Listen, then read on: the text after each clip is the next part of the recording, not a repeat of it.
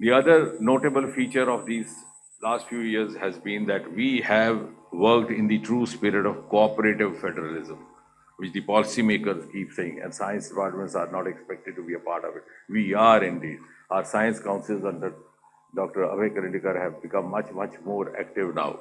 There were times in these states, no civil servant would like to be a science secretary because he would always keep waiting to be transferred to the department, and therefore the departments would remain neglected. Now realizing, now we have aligned those technologies with public welfare programs, which has given esteem, whether it's a Swamitva program, whether it's a Jal Jeevan mission, whether it's your soil health agriculture schemes.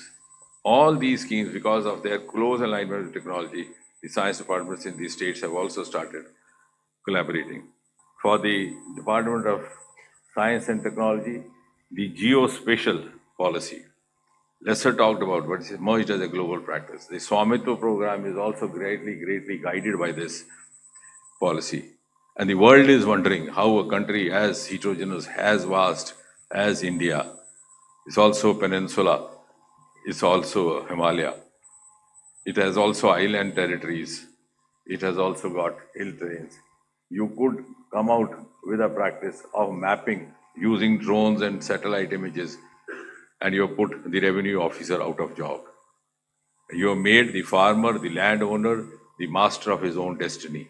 And that is exactly the spirit of citizen-centric governance. As I said, we have aligned our technologies with the governance. So there is again a global practice.